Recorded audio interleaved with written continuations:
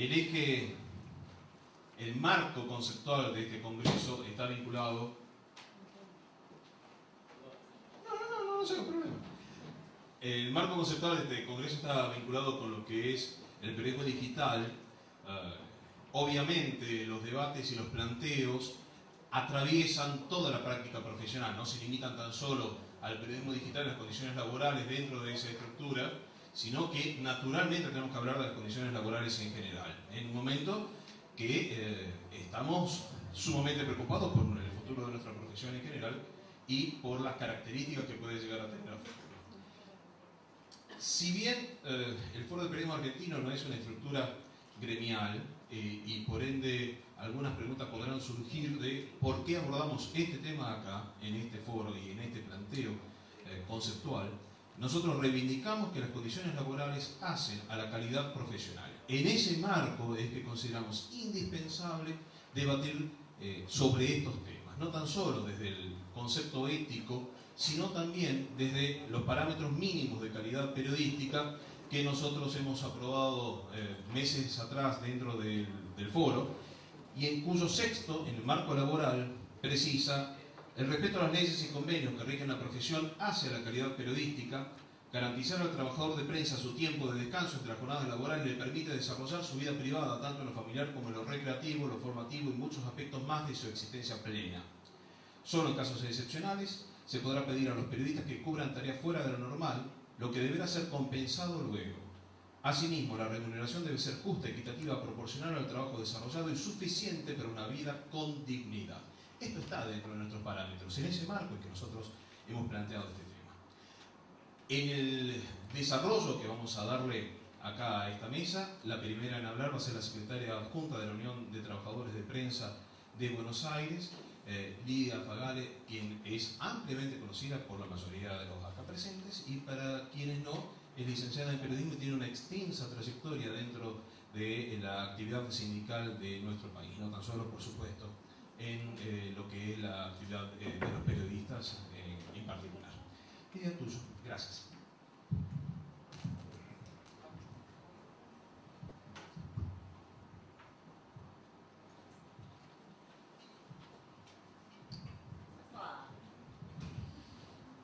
Esta revolución tecnológica hoy no funciona.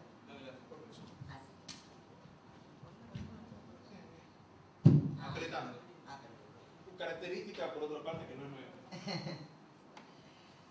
Bueno, en principio no puedo dejar de saludar a los compañeros de FOPEA por esta iniciativa y agradecer esta invitación a la Unión de Trabajadores de Prensa de Buenos Aires, que es una organización que, por supuesto, en lo formal es un sindicato, pero que hace muchos años, producto de la lectura del mundo en el cual nos insertábamos los periodistas, actuamos no solamente en el plano gremial, también en el plano político general, digo, no hablo de política partidaria, sino entendiendo que hoy la actividad periodística también incide en el ámbito político, en la cultura esencialmente, con un gran nivel de incidencia a nivel de las relaciones sociales.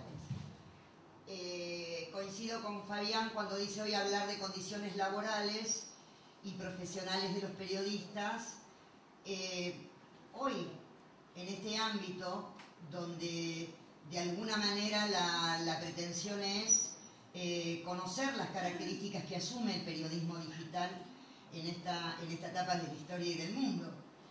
Pero ocurre que es muy difícil disociar estas características, este nuevo modelo de periodismo, si lo podíamos referenciar de esta manera, respecto al periodismo que existe mayoritariamente aún en el mundo y en nuestro país.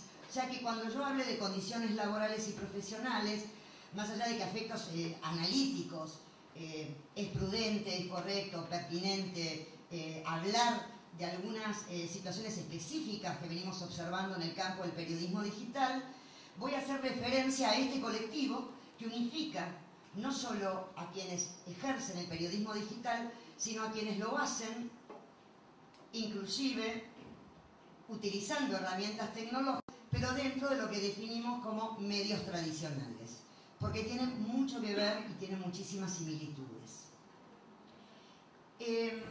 La UTBA tiene un observatorio de medios hace muchísimos años, antes que se empezara a hablar mucho de los observatorios de medios, y en realidad nuestra pretensión era analizar el mundo del trabajo de los periodistas, hacer una caracterización de este escenario tan dinámico de los medios de comunicación, entendernos mejor con esta idea de que hoy la información es el principal patrón de acumulación de capital, poder entendernos respecto a lo que produce hoy un periodista en el campo del conocimiento, no solo de la información, y bajo qué condiciones, no solo laborales en el sentido objetivo, sino también culturales, ejerce su actividad, de cómo el periodista, a la vez que pretende incidir en la realidad sobre la que actúa, también es incidido por otros factores que tienen que ver no solo con las empresas en donde desarrolla su actividad,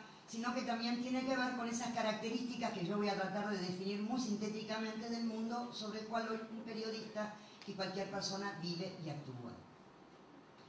Les decía que el observatorio concluyó un análisis muy extenso que compila una síntesis muy rica de trabajos de investigación que se hicieron en sucesivas etapas, y lo que nos permitió profundizar para hacer una nueva caracterización hoy de cuál es la situación del periodismo, no solo de sus condiciones laborales, sino también profesionales.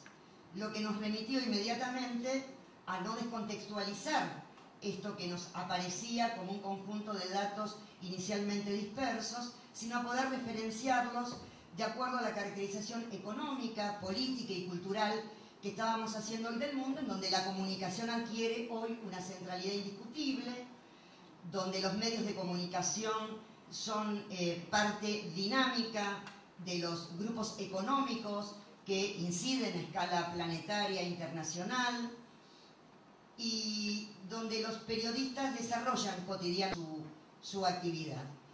Por el tiempo que tengo, me siento prácticamente en las mismas condiciones precarias que se puede sentir, lo digo humorísticamente, un periodista digital. Tengo poco tiempo para hablar sobre muchos aspectos. Voy a tener dificultades para poder contextualizar lo que voy a decir, pero voy a mencionar algunos tópicos que nos van a permitir luego intercambiar con ustedes preguntas y dudas, inclusive las que yo pueda tener respecto a este tema. Bueno, la precarización laboral y profesional, que abarca desde lo salarial, como ustedes imaginarán, hasta aspectos subjetivos de la actividad, atraviesa hoy a la totalidad del colectivo de periodistas, tanto los que trabajan en los denominados medios tradicionales y que hacen uso de las no ya tan nuevas tecnologías de la comunicación, como de aquellos que lo hacen en ambos espacios o exclusivamente en la red.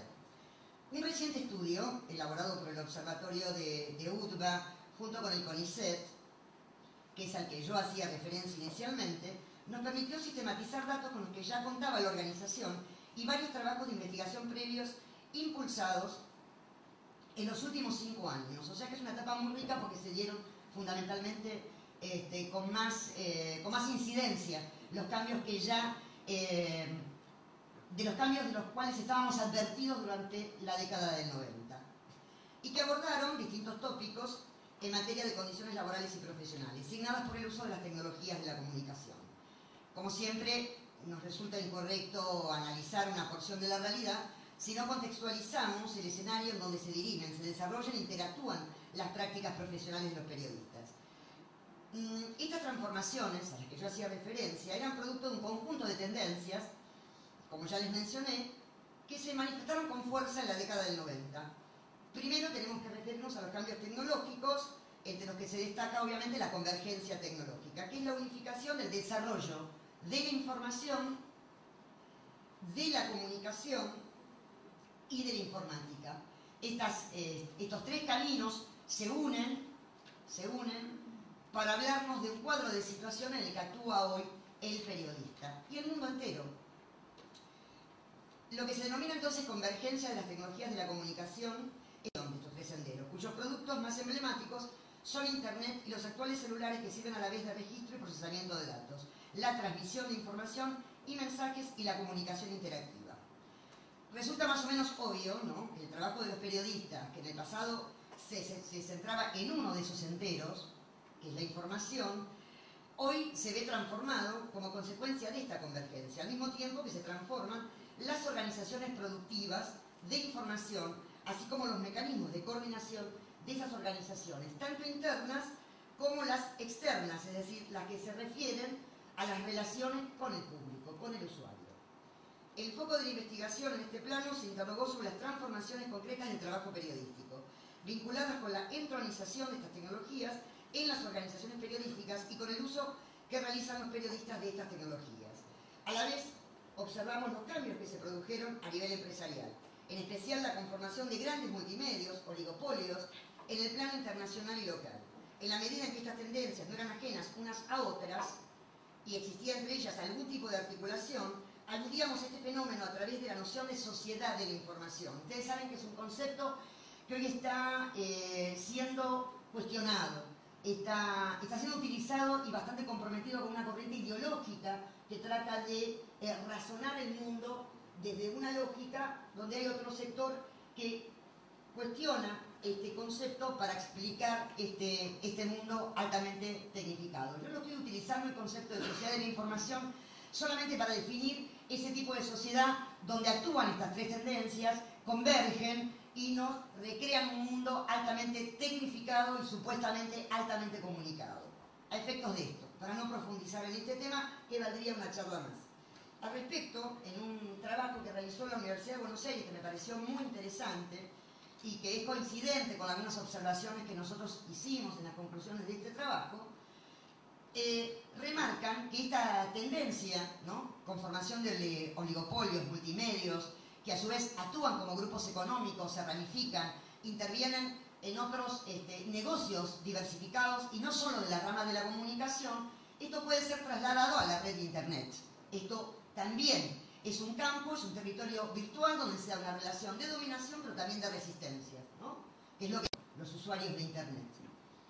Más allá de que luego podamos discutir, también merecería otra charla, hasta qué punto Internet es democrática, hasta qué punto participamos y cuál es el grado de incidencia que tiene Internet en la cultura de la humanidad, digamos, o por lo menos en la orientación de las conductas sociales. Uno de los aspectos es que hoy se observa una crisis producto del vasto intento privatizador de la Internet pública, gratuita y alternativa, constituido por la irrupción de las empresas.com, ustedes saben que entraron en crisis hace un tiempo atrás, y que ha agravado la tendencia capitalista a la subutilización del potencial productivo y comunicativo de la red. Y por otro lado, se ha producido deterioro complementario a este proceso en las condiciones laborales de los trabajadores de Internet. Acá lo que hay que entender que el periodismo digital, más allá de la valoración cualitativa que hagamos de cómo se producen contenidos, si son de calidad o no, lo cierto es que hay algo muy extendido, y esto lo podemos observar en los resultados, por ejemplo, de un congreso que hubo en Huesca, en España, donde abordó específicamente esto, de similitudes, me quedan 2 minutos nada más, similitudes extremas, le diría, en cuanto a la situación de los periodistas españoles, digo los que ejercen el periodismo digital, respecto a un periodista digital que viva en Alemania, como uno que esté en Argentina. En principio, el uso de las herramientas tecnológicas no han significado un mejoramiento en la calidad profesional y laboral de los periodistas. Son subevaluados. Las propias empresas han pretendido a lo largo de los años en encuadrarlos dentro de una actividad comercial, sacarlos dentro del encuadramiento que significa el ser periodista y todas las normas jurídicas, laborales y profesionales que nos asistan a los periodistas en Argentina y en el mundo para proteger nuestra actividad. Primero, tienen menores salarios, no son considerados en general por el resto de los profesionales cuando se dedican exclusivamente al periodismo digital como periodistas de verdad. Esto es parte de uno de los datos que yo les transmito y que comparto con ustedes de una encuesta muy importante que se hizo sobre la base de más de 600 respuestas de periodistas argentinos en torno a esta situación. Ustedes saben que el sector joven es el que más consigue empleo en el sector del periodismo digital. Son empleos altamente precarizados, en donde la edad promedio va entre los 20 y los 30 años, antes de los 30 años. Los salarios son menores, como les dije, las condiciones de trabajo, bueno, son jornadas a veces muy extensas, donde se da la polivalencia. La polivalencia es la calificación múltiple que tiene una categoría, la del periodista en este caso, que edita, corrige, a veces por el escaso tiempo no puede ni contextualizar. No es algo que se pida, no es una exigencia de los que están a cargo de las empresas o de categorías jerárquicas que tienen la función de orientar la línea editorial de un contenido en Internet. Me queda muchísimo por decir, digo, me siento como un periodista digital que no pudo contextualizar y transmitirle enormemente. Hay resultados en torno a la credibilidad de los periodistas, que es lo que está pasando hoy. Hay también una situación que nosotros estamos poniendo en debate también, que tiene que ver con la responsabilidad social de los periodistas, en estas fronteras que se desdibujan entre el periodismo y los comunicadores. Coincido con aquellos que dicen que puede haber periodistas malos y que puede haber personas, usuarios que no son periodistas pero que escriben muy bien. Por lo tanto, parece ser que la calidad de los contenidos no es aquello que está diferenciando quién es periodista y quién no, cuando se usa una herramienta como Internet. Creo que se pone en juego otra vez la necesidad de resignificar el concepto de la ética profesional de los periodistas. Creo que tenemos que dejar de ser menos corporativos en un mundo que está comprometiendo la vida de millones de personas. El desarrollo tecnológico, si bien ha permitido el acceso a un sector de la población mundial, porque la mayoría no accede a Internet, ni a banda ancha, ni tiene computador, y algunos tampoco tienen teléfono.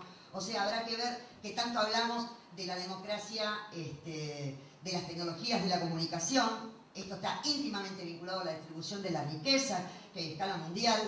La brecha digital existe, como existe también la brecha, ilusión inequitativa, digamos, de información hacia el interior de la red. Obviamente, estos son factores que inciden en un mundo donde la comunicación está concentrada en pocas manos. Digo, ustedes no olviden que la red de Internet es administrada por una empresa privada que tiene sede en Estados Unidos, que ha sido soporte logístico inclusive de lo que hoy conocemos como la peor crisis internacional económica y financiera que existe.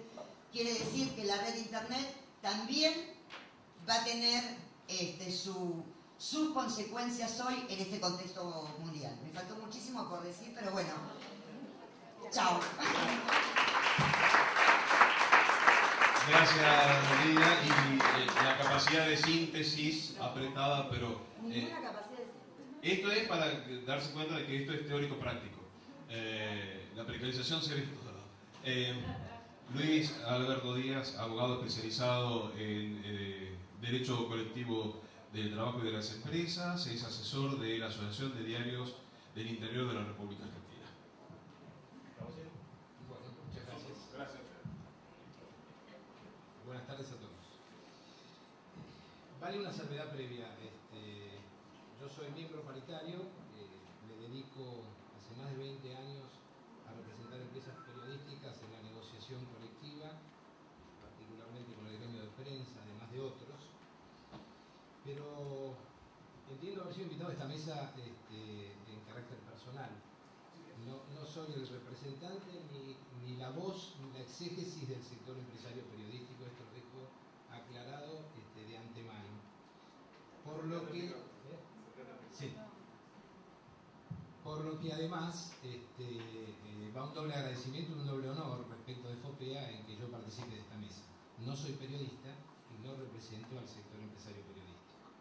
De todas maneras, tomando las palabras de la señora, deberíamos contextualizar un poquito esta realidad que vive la lamentada precarización de la actividad periodística. Como ustedes saben, la actividad periodística está normada por un estatuto, es decir, estatuto del periodista antecede a la ley de contrato.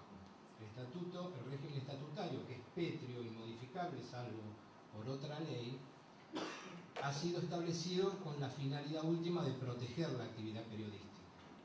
En realidad, luego de transcurridos 60 años de su sanción, podríamos sintetizar como que el estatuto lo que protege al periodista es al momento de la extinción y no durante su relación laboral. Y lamentablemente, precisamente por esta cuestión pétrea del estatuto y por esa vocación de preservarlo que han tenido históricamente los periodistas, que ha sido más fuerte la vocación de preservarlo que la de los empresarios por denostarlo, aclaro esto, también es cierto de que no se han producido transformaciones en esta actividad que pueden acompañar la realidad y los avances tecnológicos que se han implementado. El estatuto aguanta, da para todo, dio para la televisión, dio para el cable y va a dar también para internet, pero en realidad es una responsabilidad de todos los que estamos en la discusión de esta actividad, tanto en el sector empresario como en los sectores sindicales, en imaginar realidades distintas para poder contener a estas nuevas expresiones de la tecnología que se avecinan o que ya las tenemos. El escenario donde dirimir estas cuestiones es la negociación colectiva, sin duda. Y la negociación colectiva en esta actividad, en el mejor de los casos, no se daba hace más de 30 años. Con lo cual es muy difícil contener la realidad que vive la actividad periodística en el día de hoy con institutos normativos que datan de por lo menos 30 años. Sin duda es una tarea ardua y esa precarización va acompañada de la falta de legitimidad normativa. Es muy difícil que estos cambios puedan producirse de un modo abrupto o de un modo revolucionario, por llamarlo de algún modo. Y además, es importante tener en cuenta cuál es la línea que traza la precarización laboral en una tecnología como la que estamos hablando. Si nosotros trazáramos un paralelo y pudiéramos imaginar dos realidades para contemplar, diríamos que desde el punto de vista del consumidor, probablemente sea mucho más conveniente comprarle algún producto al vendedor ambulante respecto del comercio. Pero es indudable que si analizamos la actividad comercial, sin duda tenemos que concluir en que aquel que ha establecido una actividad y que ha invertido para esa actividad comercial probablemente deba tener alguna garantía para poder ejercer su comercio. Lo mismo pasa con la actividad periodística que hoy denominamos los blogs o las páginas de internet. Es muy difícil establecer las condiciones de trabajo para actividades absolutamente irregulares como las que hoy se desarrollan en la Argentina, aunque sean de modo incipiente, pero que hoy son las que compartimos cotidianamente. En ese escenario, por lo menos desde la entidad que yo represento, estamos avanzando en crear los institutos en la negociación colectiva, por lo menos para los medios gráficos periodísticos del interior, para que sean contenida la actividad periodística de Internet o la actividad digital de Internet de los medios legales, los medios que circulan regularmente. Pero es imposible contener en este universo a todo aquello que está dando vueltas y con vocación periodística circula en la red. Creo que este es el desafío del futuro, entender qué es la información periodística y cómo se procesa. Otro de los instrumentos, yo dije hace un ratito que el estatuto daba para todo, es imaginar qué entendemos por periodista digital, puesto que en este imaginario donde no tenemos una contención normativa que nos permita adecuar las particularidades de la tarea, nosotros podríamos entender que este instrumento digital no es más que un mero instrumento como lo fue la televisión, como lo es la radio o como sigue siendo el papel. Es decir, el periodista, la tarea del periodista digital no es otra que la del periodista de una actividad gráfica. Y probablemente en este marco de la actividad también tengamos un proceso de convergencia de otros trabajadores que no son periodistas, como sucede en la actividad gráfica de los diarios. En impresión en papel coexisten trabajadores de la actividad gráfica con trabajadores de la actividad periodística. Es un desafío de un universo totalmente distinto al que tenemos frente a nosotros. Yo entiendo que el primer paso en este manejo de la actividad digital es trazar la línea entre aquello que entendemos como empresas regulares o empresas que pueden, a partir de una estructura, garantizar un trabajo estable y un trabajo regular a sus trabajadores periodistas, respecto de aquellas que representan nada más que una vocación de aquel que pretende dar a conocer su opinión a través de la red. Es cierto, volviendo al ejemplo del que tira el toldo para vender en una calle o el vendedor ambulante respecto del comercio instalado, es cierto que probablemente desde el punto de vista del consumidor, y ahora sí hablando del producto internet periodístico, encuentre una garantía de libertad distinta en aquel que puede expresar su idea o su opinión a través del medio electrónico respecto de la concentración de medios que vemos va avanzando en nuestro país. En esa hipótesis creo que también debemos trabajar, porque creo que a partir de la preservación y de la consolidación de los medios independientes es donde vamos a poder garantizar no solo las condiciones de trabajo de aquellos que participen en ellos, sino también la pluralidad, ¿no? Muchas gracias.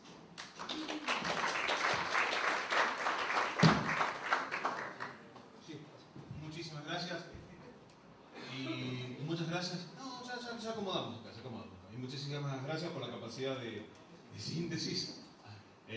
Tal cual lo mencionó, obviamente las personas que están acá invitadas son personas que están invitadas en tinte absolutamente personal. Si cada uno quiere asumir una responsabilidad institucional, bienvenido sea, pero los méritos son estrictamente personales. Todos hemos visto los gestos de aprobación, desaprobación de Damián Loretti, sucesivos y alternados, así que Damián, además, como el haber dado el nombre del doctor Díaz para que venga, es responsable.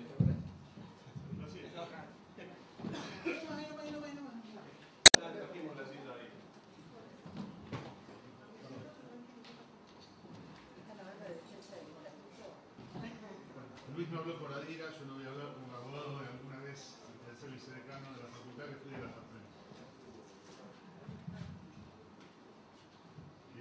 A ver, una pequeñísima encuesta casi para medir el énfasis, cierta vergüencita. Está Gastón Rodríguez para hablar de periodismo digital, a mí me da cierta escozor. ¿Cuántos son periodistas en ejercicio hoy? ¿Cuántos de gráfica? ¿Cuántos de radio? ¿De tele? ¿Solo de internet? Solo de internet. ¿Y lo pasamos? No. ¿Y estudiantes? Bueno, tiene que ver con algunos ejemplos que voy a dar. ¿Estudiantes? Ok. Hay algunas preguntas difíciles. Digo, voy a ir tomando cosas de la realidad. Después, si me alcanza, teorizo un poquito. Si alguno de ustedes les invitaran a hacer una crónica sobre la crisis económica de modo regular, que ocurre en Estados Unidos, por ejemplo, en la página web de un banco, ¿se les aplicaría el convenio de bancarios? Obviamente no serían banqueros, eso está claro. Bueno, hay que explicarle a la cámara de base de datos eso, porque cuando se les requiere a la gente en las cámaras de base de datos que quienes escriben crónicas de modo habitual y permanente a cambio de una remuneración son periodistas, dicen nosotros no tenemos periodistas. Bueno, alguna jurisprudencia ayuda a defender el estatuto en ese plano. De eso se trata del debate. Hacían mención hace un rato a temas de concentración vertical y concentración Horizontal, algunos ejemplos. Por ejemplo, los periodistas de gráfica estarán comprendidos por un convenio colectivo, ahora por uno nuevo, es el 541, se firmó hace poco, pero en su momento tenían un convenio, digamos, local. Gente de capital tiene 301.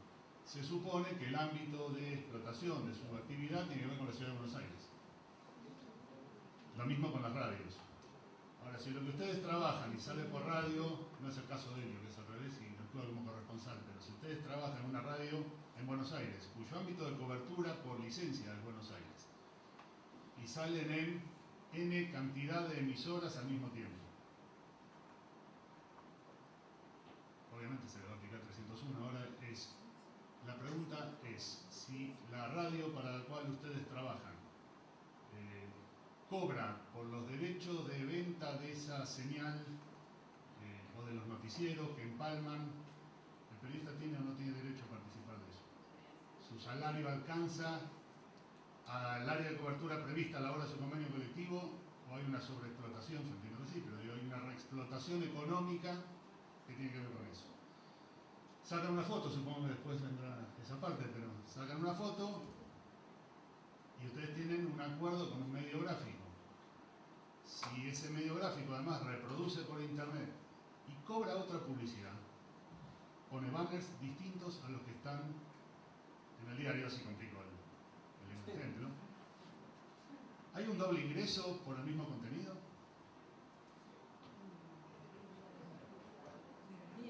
Bueno, se pregunta. No, para la empresa, obvio.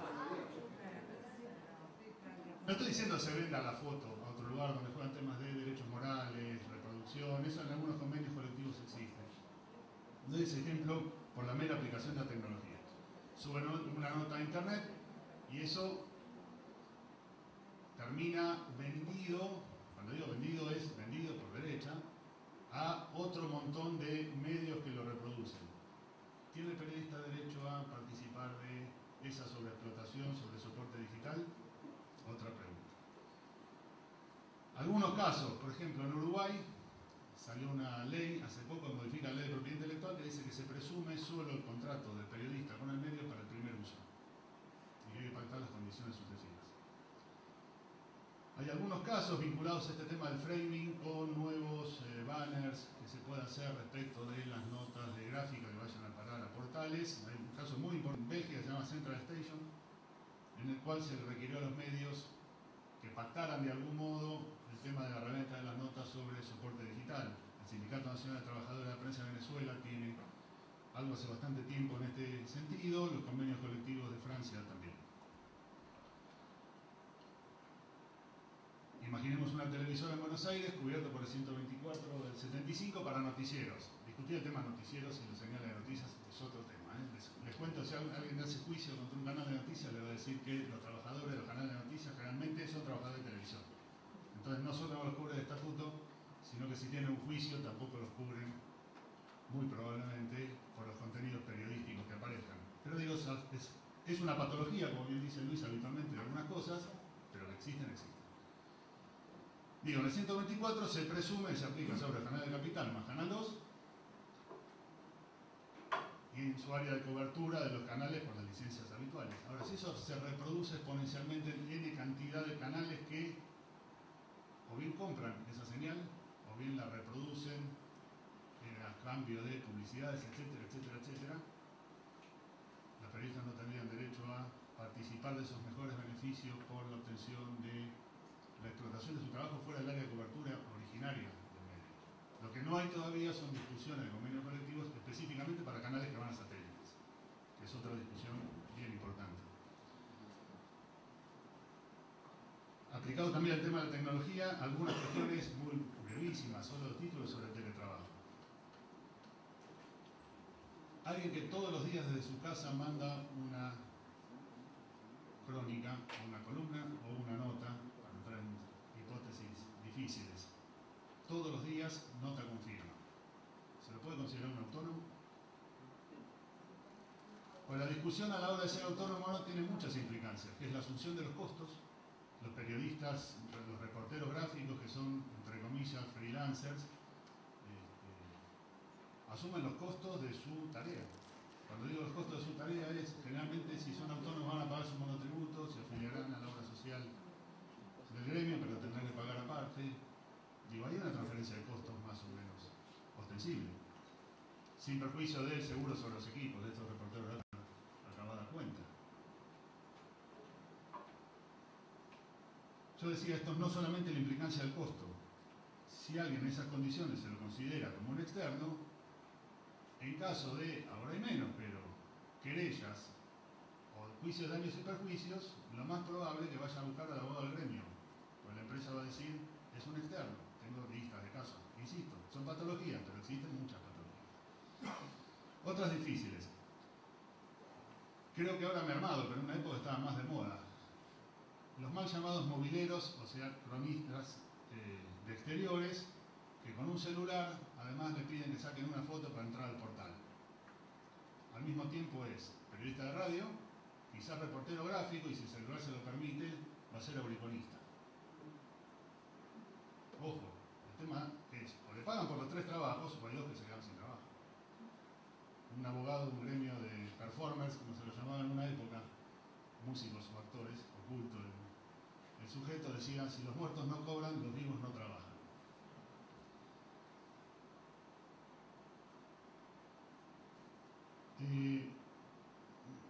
En algún momento se mencionó, creo que fue Luis el que decía, hay bastante similitud entre quien trabaja en la gráfica y quien podría trabajar en la web respecto a los modos de edición, por llamarlo de algún modo.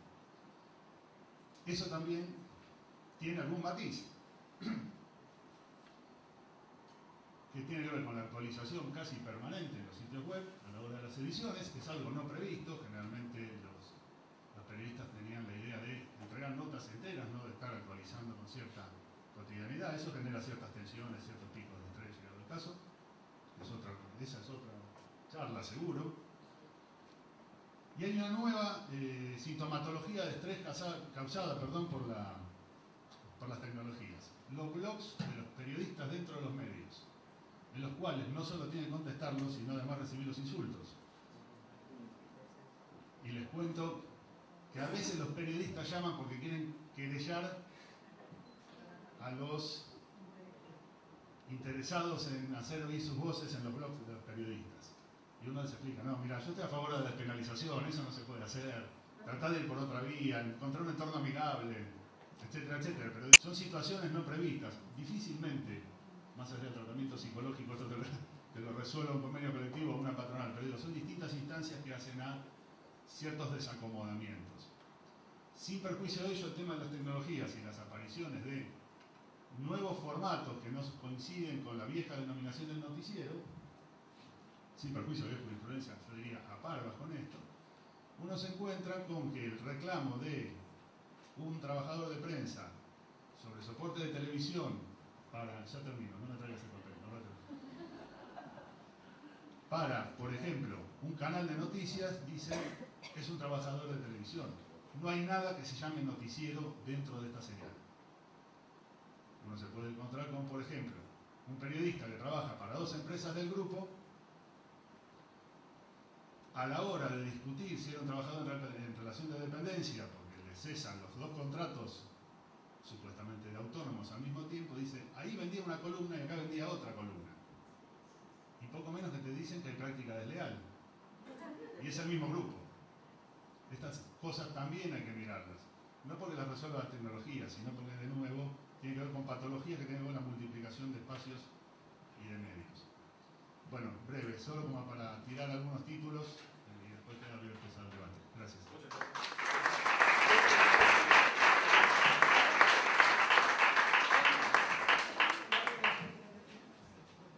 Gonzalo Martínez es subeditor de fotografía de Página 12 y ha sido hasta hace poco tiempo el titular de la Asociación de Reporteros Gráficos de la República Argentina, amigo de casa. Bueno, muchas gracias. Antes que nada quisiera agradecer a FUPEA por hacer partícipe al fotoperiodismo un poco de estos encuentros y voy a tratar de ser breve en este pequeño espacio que tenemos y contar que, bueno, no estoy tampoco, como aclaramos anteriormente, no nombre de ninguna institución, soy aparte actualmente coordinador de la fototeca de la Asociación de Reporteros Gráficos con sede en la ESMA para el recupero del material analógico que está quedando arrumbado en los periódicos. El material analógico hablamos de los negativos, debido a esta nueva periodo digital. Para nosotros como asociación es muy importante recuperar la memoria, recuperar el pasado que se encuentra en esos negativos. Traje algo escrito para tratar de ser lo más breve posible. Y bueno, uno de los principales problemas de la era digital es el uso indiscriminado de imágenes sin el debido respeto, no digo ya derecho que tiene la autoría de una foto. Nuestra firma es hoy en día para nosotros el principal objetivo. Miramos la realidad de otra manera, nuestro lenguaje no es el mismo de hecho, no necesita palabras para ser leído en cualquier idioma. Ese derecho de autor es el que debería priorizar, para que estas fotos sin firma, que van acelerando su difusión en la virtualidad de la web, cesen su uso indiscriminado, desvalorizándolas para pasar por foto, gentileza, o muchas veces ni siquiera eso, ni nombre. Las nuevas cámaras no dejan librado a la sombra imágenes que en otro tiempo hubieran sido tecnológicamente imposibles para el común de la gente y hoy pueden ser denuncia. ¿Quién no tiene en su casa una camarita digital? Me atrevería con conocimiento de causa a decir que muchos de estos registros surgen de la inmediatez de lo digital. Permiten en unos momentos, en unos segundos, estar editando fotos de un desalojo o un tema social. Muchas veces recibimos en las redacciones fotografías a través de internet de aficionados, los cuales en este caso sí cobran un gran valor. En otras épocas más autodidactas nuestra escuela era la calle, la relación con el fotoperiodismo pasaba por los laboratorios de fotografía, en la alquimia del cuarto oscuro, hoy ya en desuso. Actualmente la web consume largas horas de ese aprendizaje y los congresos y talleres están al alcance de nuestros ojos con solo googlearlos. Podemos acceder a los grandes maestros con solo escribir su nombre. Las cámaras de hoy en día están diseñadas para ojos bobos, donde hasta las sonrisas se venden en chips, como podemos observar en las publicidades de algunas cámaras. Los programas están cada vez más diseñados para que el Photoshop y otros similares pongan en peligro la credibilidad de las imágenes. Con esto quiero hablar de las cámaras que actualmente se venden, que te dicen comprar la sonrisa bien hecha. El problema no sería tan grave si este ejercicio es realizado por aficionados o cibernautas, los cuales ejercen la libertad sin condiciones que la web les brinda. Para pasar a ser un problema gravísimo cuando pretendemos manipular la imagen desde los medios, de los cuales tenemos la responsabilidad de realmente lo que miramos o contamos. Sin ir más lejos, hace 2 o 3 días en Francia, la redactora en jefe de fotografía de un importante medio manipuló la foto de una ministra sin medir las consecuencias que este retoque podía acarrear. El problema pasó a ser ético y sus lectores indignados desde el foro de la web reclamaron que no sería tan importante que una ministra tenga un anillo de 15.000 euros, sí que el medio pretenda ocultarlo. Con esto quiero hablar que se ocultó el anillo de la ministra de Francia de Justicia para dejar en su mano libre sin este supuesto anillo de 15.000 euros. Esto causó un escándalo en toda la web. Bueno, sobre las condiciones laborales un poco quiero hablar de lo que está pasando, la fusión de las profesiones, periodista, fotoperiodista, cámara de video. Algo que no cambiará con ninguna tecnología y que pretendemos inculcar de nuestra asociación es la capacitación constante y el ojo ético del fotoperiodista. Como diría uno de los fundadores del fotoperiodismo, si no el fundador del fotoperiodismo, Cartier-Bresson, alinear el ojo, la mente y el corazón. Esto es imposible en un mundo virtual donde el camino futuro es filmar y grabar. Con esto no quiero decir que nos negamos a las nuevas tecnologías, que son deslumbrantes y apasionantes, sino que pensamos que la calidad disminuye en forma proporcional a las nuevas tareas multimedia, acompañada de una clara tendencia que la foto, cuanto más aficionada y supuestamente espontánea, produce un mayor acercamiento al lector y lo hace sentirse más partícipe. Esto es lo que muchos estamos escuchando en las redacciones cuando se pretende que nosotros empecemos a filmar, algo gravísimo para el fotoperiodismo. Tengamos mucho cuidado con esto, que la tecnología sea una forma de evolución y no de flexibilización laboral. La fotografía de prensa no debe ilustrar, debe contar, debe informar. Gracias.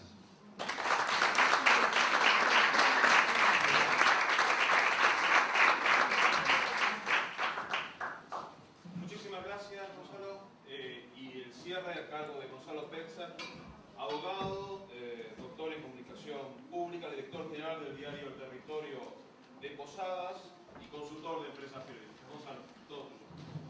Gracias, Fabián. Yo voy a ser la voz discordante, porque no pienso que Facebook, pienso que Facebook no es de la CIA. Y porque creo que, al contrario de lo que decía Lidia, bueno, no sé si decías eso, pero me pareció entenderlo, creo que las tecnologías están democratizando notablemente el mundo de la comunicación. Pero quiero decir que voy a ser la voz discordante porque me parece interesante además para este debate. Decía Nicolás Negroponte, que es un teórico de la comunicación y que ha escrito más de un libro, ha dirigido y creo que todavía preside el laboratorio de medios del MIT, que el problema de nuestras leyes, de las leyes que rigen nuestra profesión, es que son de la era de Gutenberg. No sé si ustedes han estado, quizás los del público sí, no sé si los del panel han estado en las conferencias anteriores, en la de Rosenthal Calmón o en la de Gumersindo La Fuente, en la que decían exactamente lo que está pasando. Y lo que me pareció es que muchos de ustedes estaban hablando de algo antiguo. Es decir, hay una revolución bestial en el mundo de la comunicación regulada por leyes de la época de Gutenberg. Y eso es lo que nos está pasando. Entonces creo que hay que cambiar eso, que hay que enfrentarse al cambio. Y es cierto que no nos gusta cambiar, pero es así la historia. Es decir, no sé hace cuánto, pero seguramente cuando apareció el grabador, perdonen, pero yo soy después de la época del grabador, sí soy de la época de la máquina de escribir, quizá alguien dijo, no, yo no voy con grabador, y sin embargo terminamos sacando todos un grabador y grabamos lo que hacía falta. Y bueno, hoy día un celular, creo que ya hay celulares con resolución suficiente para sacar buenas fotos y lo tenemos encima, ¿por qué no vamos a sacar esa foto? Y si además podemos filmar, y si eso puede ir para la web, quizás las leyes hay que hacerlas de nuevo, y ese es el problema que tenemos, tratar de meter una realidad que se ha revolucionado completamente en unas leyes que se nos pusieron antiguas. Mientras yo no creo que haya un gran problema.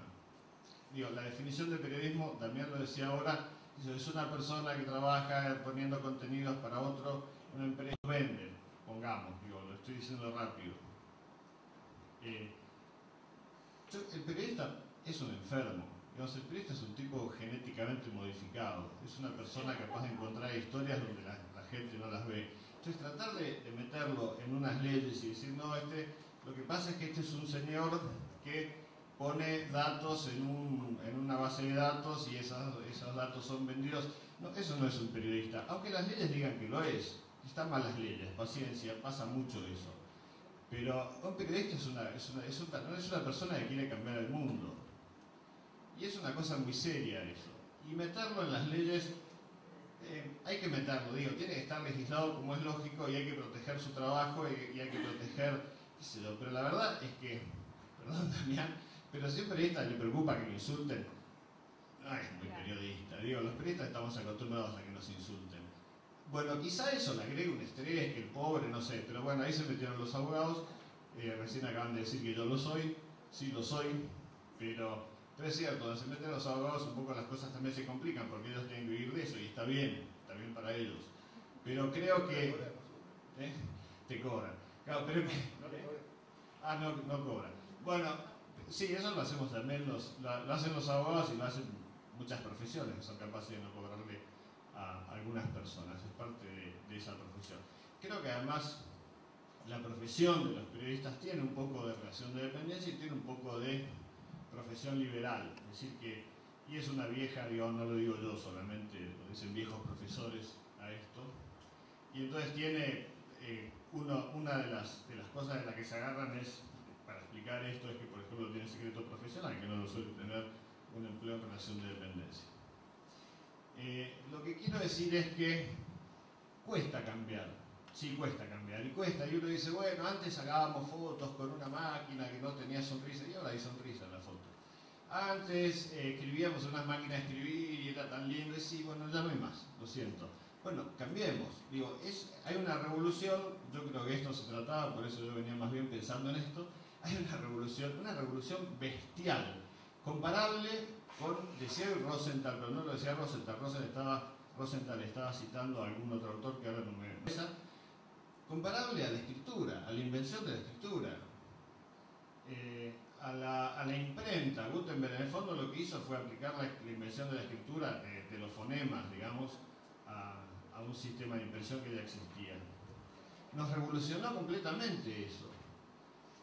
Hoy estamos en una revolución que si seguimos diciendo, qué sé yo, hago contenidos pero va para 3 sitios que me paguen por 3,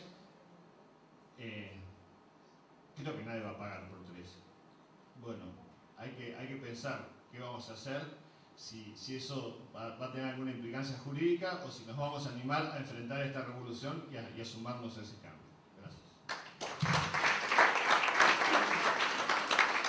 Obviamente las reputaciones de rigor. No, a ver, estas cosas me apasionan. Académicamente me pongo muy decepcionado cuando se trata de juxtaposición de posiciones, pero no hay debate. Me parece extraordinario.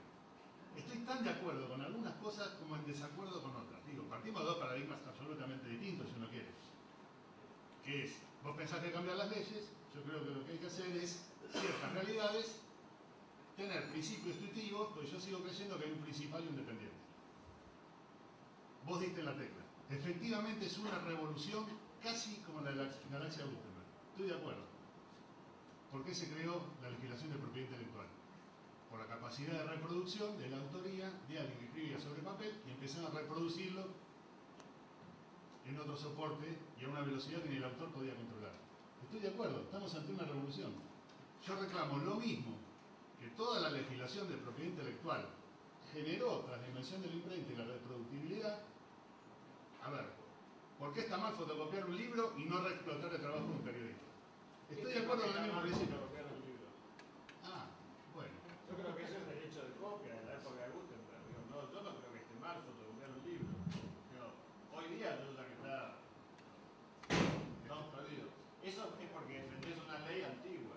Pero las leyes caen en desuso, vos lo sabés. Avancemos. ¿Listo? ¿Algo más, Damián? No. Tendría más, pero no quiero Digo, si está mal fotocopiar un libro, vamos todos presos.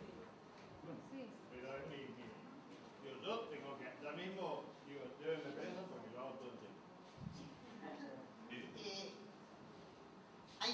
Hay una mecánica muy rápida cuando uno plantea el interrogante hasta qué punto esta revolución, que estaba muy bien comparada, prácticamente se la puede asociar con lo que significó la aparición del papel, la existencia de la imprenta, no sé, anterior a la escritura.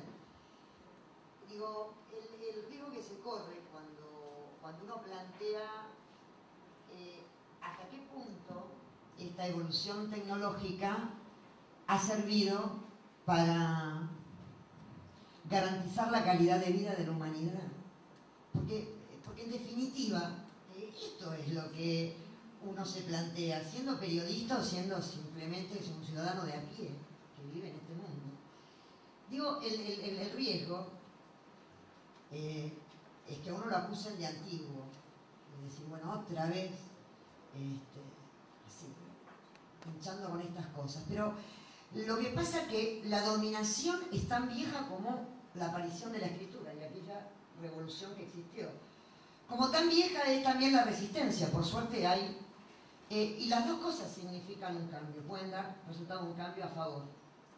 Un cambio a favor en la medida en que nos pongamos de acuerdo cuál es el sentido que adquiere la evolución de la tecnología, qué sentido debería tener, no solo ya hablando del periodismo, sino para el conjunto de la humanidad. Hasta ahora, la brecha digital existe, no es un invento de un grupo de personas que se encierran en un cuarto y que dicen todo esto lo digitó Estados Unidos y está expulsando más, pero más o menos. Digo, una discusión a tener. una discusión a tener, porque me interesa este debate desde esa perspectiva. Hay dos preguntas que vamos a tener espacio para usar, porque no tenemos más tiempo. Luego ya viene charla de capacitación, una acá y otra en el anfiteatro, que también es oferta de formación que está en esta oportunidad. Elio y Jay, en este. Bueno, muy chiquito antes de la pregunta directamente. En todos los paneles anteriores se habló de multimedia, ¿sí? Pero hace no mucho tiempo, en la Argentina, y diría que lo saben perfectamente todos los periodistas lo recordamos, aparecieron los multimedios, no la multimedia. Yo recuerdo muy bien, en eso se puede decir como un avanzado, entre comillas, euneifiano, en el multimedio de América y todo. De alguna manera creo, yo no estaba acá, sigo en el sur, pero inventó o por lo menos propuso el periodista de la televisión que iba también con un grabador y que después de dar la cosa por la televisión también daba su informe a América Radio y demás, y sin embargo no le pagaban por las dos cosas, sino que o hacer las dos cosas al mismo tiempo y te pagamos lo mismo o afuera.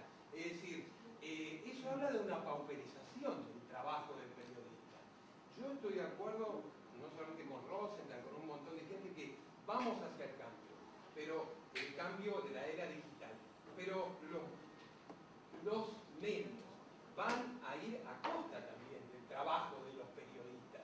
Es decir, no solamente achicar personal y un montón de cosas, sino súper explotarlo. Ya no solamente hacer que trabaje para la televisión, para la radio, también para la web, y cuando tenga tiempo que le mande fotos a su primo y a su sobrino también desde la web. La pregunta concreta es, ¿qué piensan ustedes que se puede hacer contra esa pauperización? Futura o ya, inmediata. ¿Quién? Yo tengo una postura, digo, a diferencia del resto, yo sí me presento como parte integrante de la Unión de Trabajadores de Prensa de Buenos Aires, de las ideas de esa organización. Lo primero que te digo, y vos lo sabés, yo creo que estás preguntando algo que vos mismo sabés y me parece interesante, que yo sepa, desde que el mundo es mundo, si hombres y mujeres no se organizan para defender sus intereses, cualquier instancia de reclamo, de preservación, de calidad laboral, calidad de vida, se pierde. La cultura del individualismo nos llevó hasta donde nos llevó. La cosa que hay es algo que en general a la gente por ahí no le gusta mucho, porque esa cultura todavía sigue vigente, que es dejar de lado el individualismo y defender intereses colectivos organizadamente. Es una de las cosas que más le irritan a quienes idolatran el mercado y adoptan como algo secundario la idea de mejorar la calidad de vida de las personas, aún en el marco de un sistema donde el lucro obviamente existe. Sí, estoy de acuerdo.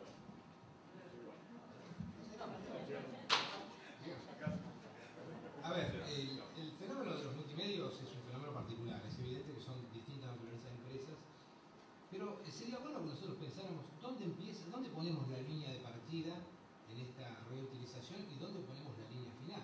Es decir, si yo llevara al extremo ese razonamiento, diría que no es lo mismo mi contribución para un medio que tira 500.000 ejemplares o que tiene 50 millones de televidentes que uno que tiene 300 televidentes o tira 2.000 ejemplares, por ejemplo.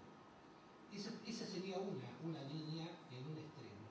Y en el otro sería, ¿qué pasa con nosotros también? ¿Qué pasa con los periodistas? Porque, a ver, el empresario a quien se le reclama la contribución por una nota que es reutilizada en otro medio, también es reutilizada por otro periodista, otro medio que no tiene nada que ver, como pasa con los medios gráficos respecto a las radios. Entonces, ¿qué pasa con esto? Es decir, ¿en qué medida hoy el periodista puede reclamar del empresario, me refiero en este caso al empresario gráfico, que no le reutilice su nota para su propio medio electrónico cuando lo está utilizando el competidor? Entonces, es muy difícil. ¿Dónde ponemos la banda de esto? ¿No es cierto? ¿Dónde ponemos la banda? Entiendo la posibilidad de que el periodista termine siendo funcional a un multimedio, me parece que no hace ruido. Pero a partir de ahí, la situación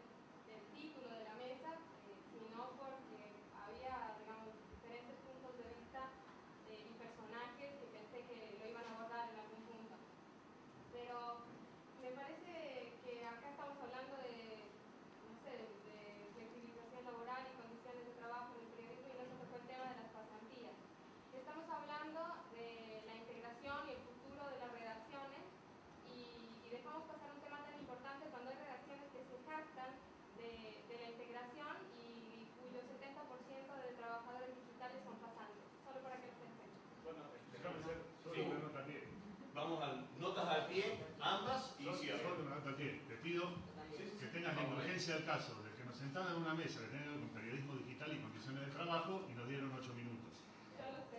10 y 12. Solo esa indulgencia. Ya que no utilizó la pregunta, ¿puedo hacer otra? Estaba Fernando Ruiz antes y a él ya le prohibí. Era la nota al pie, pero digo, es lamentable eso. Yo creo que las pasantías lo que ha ocurrido es que las hemos tergiversado, trastocado, no sé, y al final, bueno, permitieron algo que es lamentable. Pero ahí está. Sí. Creo que tienen la culpa las universidades y los medios de comunicación también. Digo, ambas. Lidia Sierra. ¿Y qué se hace? Era un tema que yo iba a abordar, pero no dio el tiempo. Lo iba a abordar. Sí, tenés razón. Llenan las redacciones. No se utiliza la figura con el objetivo pedagógico como se debería utilizar. Lo utilizan como mano de obra precaria. Esto genera situaciones de tensión hacia las redacciones y otros ámbitos, digamos, de trabajo donde están las pasantías con las generaciones más viejas. Inclusive, digo, en la política de privatización de la formación y la capacitación ha habido una tendencia de universidades privadas con intereses comunes con empresas periodísticas, multimedios, donde han hecho acuerdos, en donde esos acuerdos son funcionales a la explotación indebida que tergiversa los objetivos de la formación y la capacitación de un becario. Esto es así. Esto tiene que ver con un problema cultural y aparte con una toma de conciencia por parte de la población estudiantil, que también, otrora, sabía discutir con las organizaciones afines a sus actividades cómo tenía que encarar su futuro, cuáles eran sus derechos y cómo podía resolver su situación. Pero la desocupación disciplina profesionalmente. Esto es algo que ustedes tienen que entender también. Muchísimas gracias.